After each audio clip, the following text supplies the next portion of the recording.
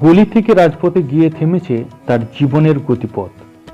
নানা ঝড়-ঝাপটা সামলে তিনিই হতে পেরেছেন ভারতের চাণক্য। বীরভূমের ছোট্ট গ্রাম থেকে দিল্লির রায়সিনা হিলে বাংলার হয়ে প্রথম রাষ্ট্রপতি হবার গৌরব। এমনকি নেতাজি মৃত্যু রহস্যে যে গুমনামী বাবার নাম বারবার উঠে এসেছে, তার সঙ্গে যে কয়েকজন মানুষ সরাসরি দেখা করেছিলেন, তাদের মধ্যে একজন তিনি প্রণব মুখোপাধ্যায়। স্বাধীনতার পর যেসব বাঙালি নেতা নেত্রীর দিল্লির রাজনীতিতে সক্রিয় থেকেছেন, তাদের মধ্যে সফলতম এবং উজ্জ্বলতম নামটা অবশ্যই তিনি। 2012 সালে রাষ্ট্রপতি হওয়ার পরে সক্রিয় রাজনীতিতে প্রণবের ভূমিকায় ইতি পড়ে, কিন্তু কংগ্রেসী রাজনীতির সংকটের নানা মুহূর্তে বারে বারে তার অনুপস্থিতির প্রসঙ্গ চলে এসেছে আলোচনায়। এটা প্রমাণ করে তার সাফল্য সংকীর্ণ বাঙালি পরিচয়ের সীমা ছাড়িয়ে আসলে আরো অনেক দূর বিস্তৃত হতে পেরেছিল। সেই ব্যক্তিত্ব সম্পর্কে অদ্ভুত ডাকবাক্স তুলে ধরবে আজ কিছু কথা। তাহলে চলুন শুরু করা যাক। সালটা 1935, 11ই ডিসেম্বর। পশ্চিমবঙ্গের বীরভূম জেলার কীর্ণাহার শহরের কাছে অত্যন্ত ছোট্ট গ্রাম মেরাঠিতে প্রণব মুখোপাধ্যায়ের জন্ম। পিতা কামদা কিঙ্কর মুখোপাধ্যায় ও মাতা রাজলক্ষ্মী দেবীর তৃতীয় সন্তানের মধ্যে তিনি দ্বিতীয়। যথাক্রমে বড় দিদি অন্নপূর্ণা, প্রণব ও ভাই পীযূষ মুখোপাধ্যায়। বিশিষ্ট স্বাধীনতা সংগ্রামী ও ভারতীয় জাতীয় কংগ্রেসের একজন সক্রিয় সদস্য ছিলেন পিতা কামদা কিঙ্কর। ব্রিটিশ শাসনকালে যিনি 10 বছর কারারুদ্ধ হন, তাই মায়ের কাছে বেশিরভাগ সময় কেটেছিল তার। এদিকে পিতা অল ইন্ডিয়া কংগ্রেস কমিটি তথা পশ্চিমবঙ্গ বিধান পরিষদের সদস্য, এমনকি বীরভূম জেলার কংগ্রেস কমিটির সভাপতিও ছিলেন। সেদিক থেকে দেখতে গেলে রাজনীতির প্রণবের উত্তরাধিকার সূত্রেই পাওয়া। ছোটবেলা থেকেই অসম্ভব পরিশ্রমী ও লক্ষ্যে অবিচল ছিলেন। তার প্রথম স্কুল ছিল কীর্ণাহার শিবচন্দ্র উচ্চ বিদ্যালয়, যেখানে তিনি ম্যাট্রিক পর্যন্ত পড়েন। এরপর সিউড়ির বিদ্যাসাগর কলেজ, তারও পরে কলকাতা বিশ্ববিদ্যালয়। ইতিহাস ও রাষ্ট্রবিজ্ঞানে স্নাতকোত্তরের পর মন দিয়েছিলেন আইনের ডিগ্রি পাওয়ায়। তবে আইনজীবীর পেশাকে বাছেননি কখনো। যদিও ছাত্র জীবনে তিনি রাজনীতির ছায়া মাড়াননি, বরং সেই সময়টায় পড়াশোনায় মন দেন। প্রণববাবু তার স্মৃতিচারণ করতে গিয়ে বলেছিলেন, তার বাড়ি থেকে স্কুল 4 মাইল দূরে। স্কুলে যেতে কোনো রাস্তা ছিল না, তাই জমির আল দিয়ে প্রতিদিন 4 মাইল যেতে হতো। বর্ষাকালে স্কুলে যেতেন গামছা পরে, কারণ মাঝ পথে পড়তো কোপায়, আর সেই জল ভেঙে ঝুঁকি নিয়ে স্কুল যেতে হতো তাকে। স্কুলে গিয়ে তারপর হাত পা ধুয়ে স্কুলের পোশাক পরতে হতো। ছাত্র জীবনের অনেকটা সময় এভাবেই যাতায়াত করেছেন ভারতের প্রাক্তন রাষ্ট্রপতি। তিনি জানিয়েছিলেন যে তিনি ছোটবেলায় খুব দুষ্টু ছিলেন। অধিকাংশ দিন স্কুলে যেতেন না, স্কুলে যাওয়ার নাম করে খেলতে চলে যেতেন। এই খবর একদিন তার মা জানতে পারেন, কিন্তু বকাবকি না করে প্রণবকে মা বুঝিয়েছিলেন, খেলতে অবশ্যই যাবি, তা বলে পড়াশোনা করবি না কেন? প্রকৃত মানুষ হতে গেলে দুটোই করতে হবে। তারপর নিজেকে শুধরে নিয়েছিলেন তিনি। আরেকবারের গল্প হলো কি, তখন তিনি খুব ছোট। গ্রামের বাড়িতে একজন তাকে বেশ কিছু পয়সা দিয়ে বলেছিলেন, পয়সার গাছ হলে আর কোনো অভাব থাকবে না। তার কথায় পয়সার গাছ পুঁতেছিলেন ছোট্ট প্রণব। ওই ব্যক্তির দেওয়া পয়সাগুলো মাটিতে পুঁতে নিয়ম করে রোজ জল দিতেন আর দেখতেন গাছ হচ্ছে কিনা। ততদিনে ওই ব্যক্তি মাটি খুঁড়ে পয়সা তুলে নিয়েছিল। পরে প্রণববাবু আসল সত্যটা জানতে পারেন। ভাগ্যিস সেদিন বোকা বনে গিয়েছিলেন। সেদিনের সে শিক্ষায় তাকে দেশের হেসেল চালাতে সাহায্য করেছিল। কর্মজীবনের প্রথম দিকে কাজ করেছেন সাংবাদিকের, দেশের ডাক নামে একটি স্থানীয় পত্রিকায়। এছাড়াও তিনি বঙ্গীয় সাহিত্য পরিষদের ট্রাস্টি ও পরে নিখিল ভারত বঙ্গ সাহিত্য সম্মেলনের সভাপতিও হন। এ সময় কলকাতায় ডেপুটি অ্যাকাউন্ট জেনারেলের অফিসে ডাক বিভাগে ক্লার্কও ছিলেন কিছুদিন। তারও পরে তিনি হাওড়া জেলার বাঁকড়ায় অবস্থিত বাঁকড়া ইসলামিয়া হাই স্কুলে 2 বছর শিক্ষকতাও শুরু করেন। এই সময় আলাপ শুভ্রা ঘোষের সঙ্গে, যদিও সে সময় শুভ্রা দেবীর সঙ্গে বিয়ের কথা উঠলে প্রণব মুখোপাধ্যায়ের পরিবারের তরফ থেকে আপত্তি উঠেছিল, কারণ তিনি ব্রাহ্মণ পরিবারের ছিলেন না। কিন্তু প্রণব তাতে পাত্তা দেননি। পরবর্তীতে 1957 সালে 13 জুলাই বিবাহ হয়। সালটা তখন 1963। দক্ষিণ 24 পরগনার আমতলার কাছে বিদ্যানগর কলেজে রাষ্ট্রবিজ্ঞানের শিক্ষকতায় যোগ দিলে সেই কলেজে যোগ দেওয়ার পর টানা 5 বছর আমতলাতেই ছিলেন তিনি। মুখোপাধ্যায় দম্পতির বেশ পছন্দও হয়ে গিয়েছিল জায়গাটি। সেখানে থিতু হওয়ার জন্য জমিও কিনে ফেলেছিলেন, কিন্তু তা আর হয়ে ওঠেনি। 1966 সালে বিদ্যানগর কলেজের অন্যতম প্রতিষ্ঠাতা হরেন্দ্রনাথ মজুমদারের হাত ধরে শুরু হয় রাজনৈতিক সফর, আর সেই সফর প্রণবকে টেনে নিয়ে যায় অনেক দূরের ঠিকানায়। সালটা তখন 1967। বাংলা কংগ্রেসের হয়ে বিধানসভা ভোটে হরেন্দ্রনাথ প্রার্থী হন। প্রণব তার প্রচারে পথে নামেন। খুব দ্রুতই বাংলা কংগ্রেসের প্রধান তথা রাজ্যের তৎকালীন মুখ্যমন্ত্রী অজয় মুখোপাধ্যায়ের নজরেও পড়ে যান প্রণব। প্রণবের বাবা কামদা কিঙ্করের সঙ্গে আবার অজয় বাবুর ঘনিষ্ঠ পরিচয় ছিল, যদিও পরবর্তীতে তাকে কংগ্রেস থেকে নিজের দলে আনতে পারেননি অজয় বাবু। তখন বয়স মাত্র 32। 1969 সালে নেহরু জমানার প্রতিরক্ষা মন্ত্রী কেভি কৃষ্ণ মেননের মেদিনীপুর লোকসভার বাংলা কংগ্রেস সমর্থিত নির্দল প্রার্থী হয়ে প্রচারের দায়িত্ব পড়ে তার উপর। সেই প্রচারে সাফল্যও পান, আর এখানে প্রধানমন্ত্রী ইন্দিরা গান্ধীর নজরে পড়েন। তারপরে তাকে আর পিছনে ফিরে তাকাতে হয়নি। সেই শুরু, সেই বছরই পান রাজ্যসভার সাংসদ পদ। তিনি ধীরে ধীরে ইন্দিরা গান্ধীর একজন বিশ্বস্ত সহকর্মীতেও পরিণত হন, আর সেই থেকে তিনি 4 বার রাজ্যসভার সাংসদ পদ পান। 1975, 81, 93 ও 1999 সালে। 1971 সালে প্যারিসে ইন্টার পার্লামেন্টারি ইউনিয়নের সভায় যে ভারতীয় প্রতিনিধি দল বাংলাদেশের স্বাধীনতার হয়ে সওয়াল করেছিল, 36 বছরের প্রণব সেই দলে ছিলেন। তখনও তিনি বাংলা কংগ্রেসেই আছেন। 1975-এ কংগ্রেসের টিকিটে দ্বিতীয়বার রাজ্যসভার সদস্য হন প্রণব মুখোপাধ্যায়। তার আগে 1973 সালে শিল্প প্রতিমন্ত্রী হিসেবে প্রথমবার কেন্দ্রীয় মন্ত্রিসভায় প্রবেশ। ততদিনে তার পুরনো দল বাংলা কংগ্রেসও মিশে গিয়েছে কংগ্রেসে। দেখতে দেখতে এসে গেল 1977 সাল। নির্বাচনে কংগ্রেসের প্রবল ভরাডুবি। দলের মধ্যেও উঠেছে ইন্দিরা হাটাও স্লোগান। এমার্জেন্সির সিদ্ধান্ত যে ভুল ছিল আর তার প্রয়োগ ঘটেছে আরো ভুলভাবে, সে কথা স্পষ্টই বুঝতে পারছিলেন সকলে। সে সময় একাধিক নেতা ভিড়েছিলেন বিরোধী শিবিরে, কিন্তু প্রণব সেই স্রোতে সামিল হননি। এমনকি আইনি ঝক্কি এড়াতে কংগ্রেসের একাধিক নেতা যখন বিচারপতি জে.সি. শাহের কমিশনে হাজির হয়ে জরুরি অবস্থার সমস্ত দায় ইন্দিরার কাঁধে চাপিয়েছেন, তখনও দলনেত্রীর প্রতি আনুগত্যের প্রশ্নে প্রণব ছিলেন অটল, আর সেই আনুগত্যের পুরস্কার তিনি পেয়েছিলেন পরবর্তীকালে। সালটা 1980। লোকসভা ভোটে দেশ জুড়ে প্রবল ইন্দিরা হাওয়ার মধ্যেও বোলপুর কেন্দ্রে সিপিএম প্রার্থীর কাছে হার। প্রণব নিজেই পরে জানিয়েছিলেন, সে সময় ইন্দিরা তাকে লোকসভা ভোটে প্রার্থী হতে নিরুৎসাহী হয়েছিলেন, কারণ তার বছর তিনেক আগে 1977 সালের লোকসভা ভোটে কংগ্রেসের দুর্গ মালদহে হেরেছিলেন প্রণব। পরামর্শ না শোনার জন্য প্রণবকে মৃদু ভৎসনাও করেন দলনেত্রী, কিন্তু নয়া মন্ত্রিসভায় বাণিজ্য মন্ত্রকের দায়িত্ব দেওয়ার পাশাপাশি রাজ্যসভার কংগ্রেসের দলনেতার দায়িত্ব দিয়েছিলেন। 1982 সালে ফের উত্থান। এবার কেন্দ্রীয় অর্থমন্ত্রীর দায়িত্ব নিয়ে প্রণব হলেন ইন্দিরা ক্যাবিনেটের নাম্বার 2। প্রণবের সময়ে রিজার্ভ ব্যাংকের গভর্নরের দায়িত্ব পেয়েছিলেন মনমোহন সিং।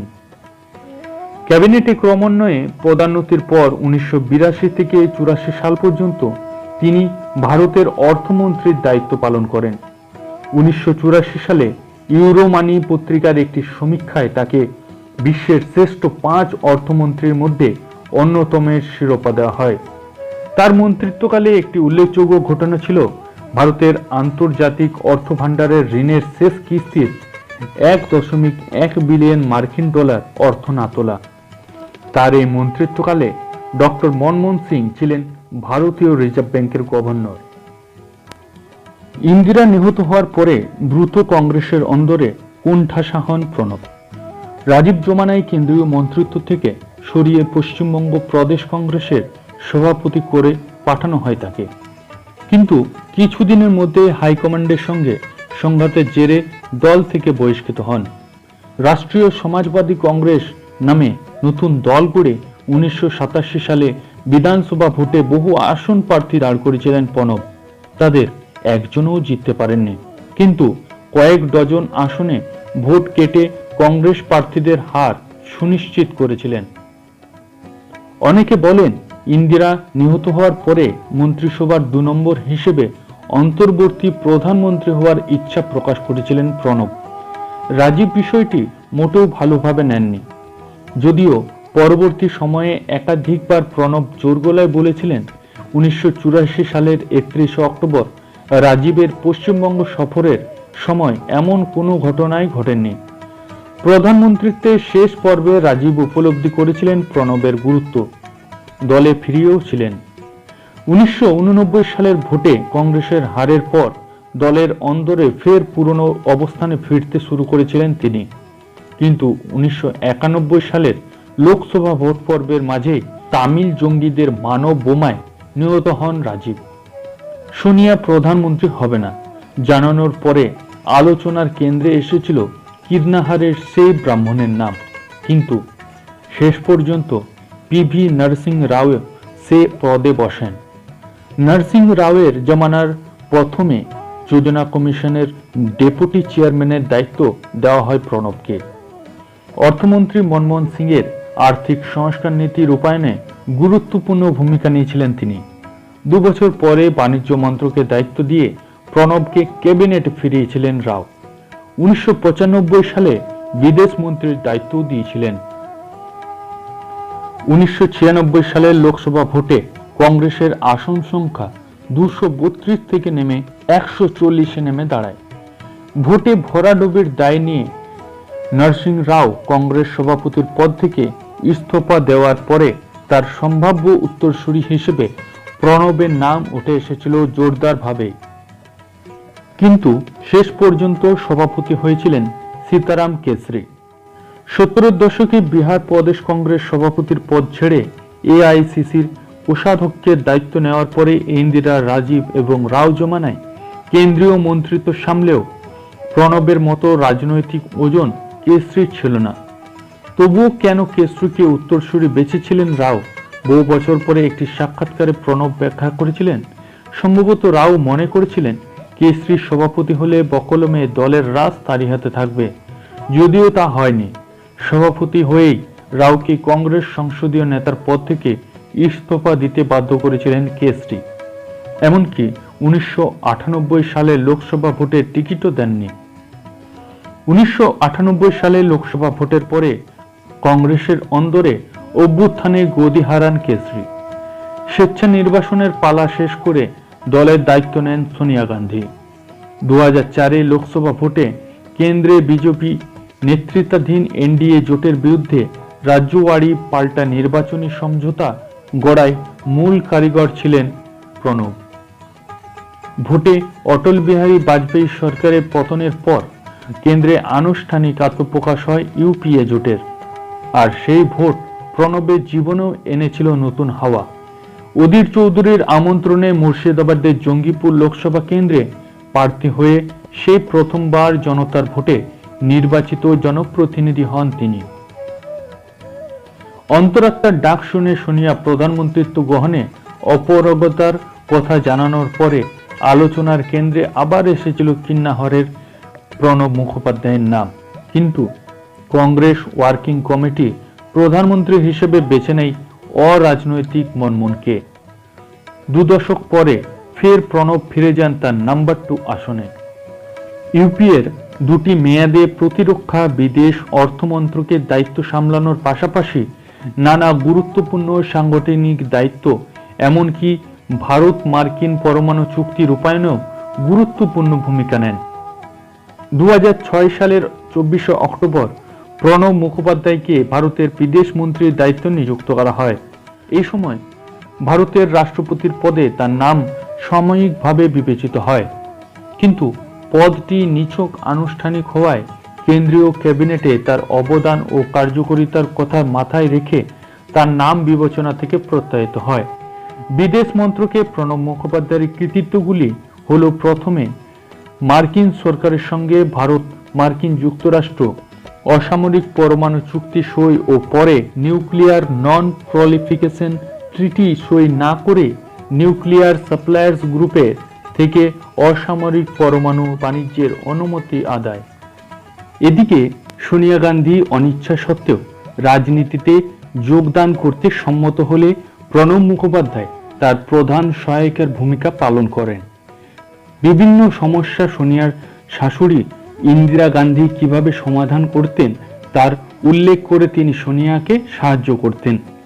প্রণব মুখোপাধ্যায়ের প্রশ্নাতীত আনুগত্য ও প্রজ্ঞা তাকে সোনিয়া গান্ধী ও মনমোহন সিংয়ের ঘনিষ্ঠ করে তোলে। 2004 সালে দল ক্ষমতায় এলে প্রণব মুখোপাধ্যায় প্রতিরক্ষা মন্ত্রকের সম্মানজনক দায়িত্বটি পান। 2005 সালে পেটেন্ট অ্যামেন্ডমেন্ট বিল পাশের ক্ষেত্রে তিনি একটি অত্যন্ত গুরুত্বপূর্ণ ভূমিকা গ্রহণ করেছিলেন, যদিও এই বিলটি সরাসরি তার মন্ত্রক বা তার দায়িত্ব তালিকাভুক্ত ছিল না। প্রণব মুখোপাধ্যায় রাজনৈতিকভাবে পরিচ্ছন্ন ভাবমূর্তির অধিকারী হলেও একজন বাস্তববাদী।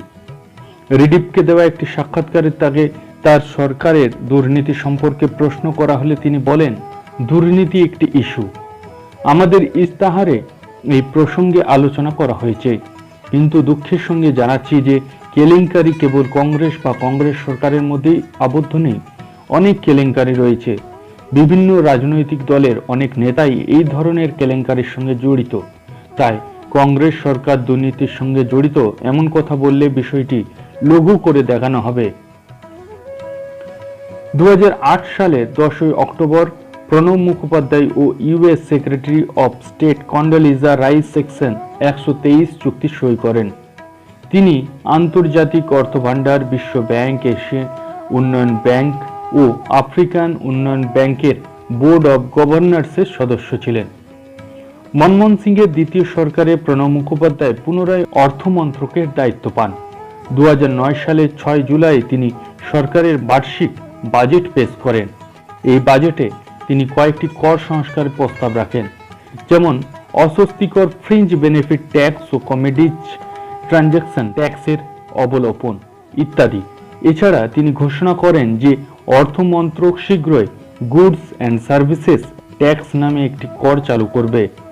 এই করের কাঠামোটির প্রশংসা করে বিভিন্ন কর্পোরেট কর্মকর্তা ও অর্থনীতিবিদগণ। এছাড়াও তিনি কয়েকটি সমাজ কল্যাণমূলক প্রকল্পে অর্থ বরাদ্দ করেন। এগুলির মধ্যে উল্লেখযোগ্য জাতীয় গ্রামীণ কর্মসংস্থান সুনিশ্চিতকরণ আইন, শিশু কন্যাদের শিক্ষা ও স্বাস্থ্য পরিষেবা ইত্যাদি। এছাড়াও অর্থ বরাদ্দ করেন জাতীয় সড়ক উন্নয়ন কর্মসূচি এবং জওহরলাল নেহরু জাতীয় নগরোন্নয়ন মিশনের মতো পরিকাঠামো উন্নয়ন সংক্রান্ত প্রকল্পগুলিতেও। 25 জুলাই 2012 অবশেষে এলো সে মাহেন্দ্রক্ষণ।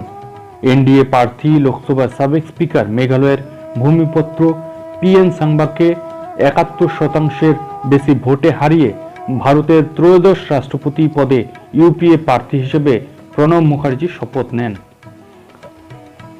তার কর্মজীবনের জন্য তিনি পেয়েছেন একাধিক সম্মান ও পুরস্কার। 1984 সালে ইউরোমানি পত্রিকার সমীক্ষায় তাকে বিশ্বের শ্রেষ্ঠ অর্থমন্ত্রী বলা হয়েছিল। 2010 সালের বিশ্ব ব্যাংক ও আন্তর্জাতিক অর্থ তহবিলের দৈনিক সংবাদপত্র এমার্জিং মার্কেটস তাকে finance minister of the year for Asia পুরস্কার দিয়েছিলেন। 2010 সালের ডিসেম্বর মাসে দ্য বাংকার পত্রিকা তাকে finance minister of the year সম্মান দিয়েছিল। ভারত সরকার 2008 সালে তাকে ভারতের দ্বিতীয় সর্বোচ্চ অসামরিক সম্মান পদ্মবিভূষণ প্রদান করেন। 2011 সালে উলভারহ্যাম্পটন বিশ্ববিদ্যালয় তাকে সাম্মানিক ডক্টর অফ লেটার্স ডিগ্রি দেয়। 2012 সালের মার্চ মাসে অসম বিশ্ববিদ্যালয় ও বিশ্বেশ্বরায়া প্রযুক্তি বিশ্ববিদ্যালয় তাকে সাম্মানিক ডিলিট ডিগ্রি দেয়। 2013 সালের 4 মার্চ ঢাকা বিশ্ববিদ্যালয় তাকে সাম্মানিক ডক্টরেট অফ ল ডিগ্রি দেয়। 2013 সালের 5 মার্চ তিনি বাংলাদেশের দ্বিতীয় সর্বোচ্চ অসামরিক পুরস্কার বাংলাদেশ মুক্তিযুদ্ধ সম্মাননা পান। 2013 সালের 13 মার্চ মরিশাস বিশ্ববিদ্যালয় তাকে ডক্টর অফ ল সম্মান দেয়।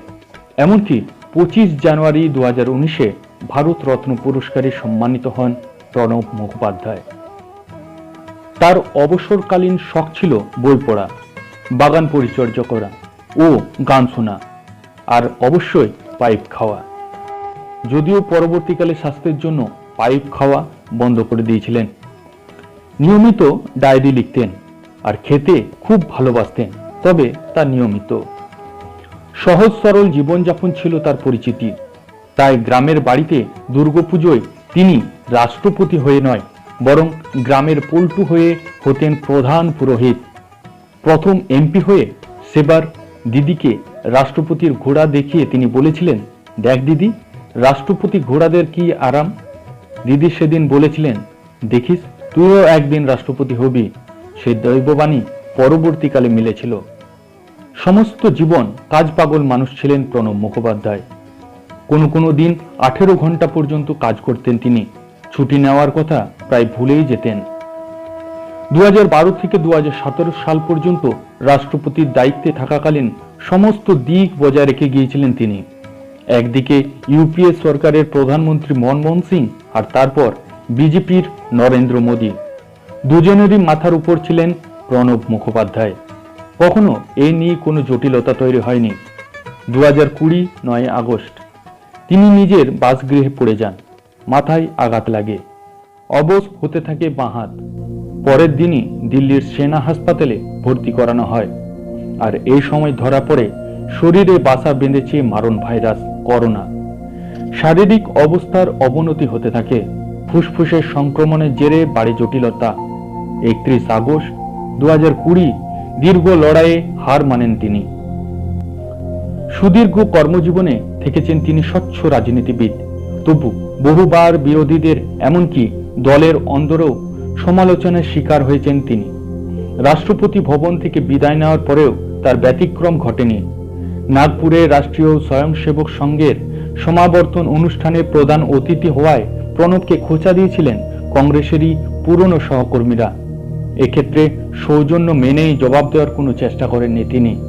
কিন্তু সেই অনুষ্ঠানে তার বক্তৃতায় তিনি বুঝিয়ে দিয়েছিলেন, সংখ্যাগুরুর আধিপত্য নয়, ভারতীয় গণতন্ত্রের গরিমা আসলে পরমত সহিষ্ণুতা এবং বিরুদ্ধ যুক্তি তুলে ধরার স্বাধীনতায়। জাতীয় রাজনীতির মঞ্চে আজ সরকার ও বিরোধী পক্ষের তিক্ততা যখন চরমে, প্রণব মুখোপাধ্যায়ের এই শিক্ষায় পাথেয় হতে পারে আগামী রাজনীতিবিদদের।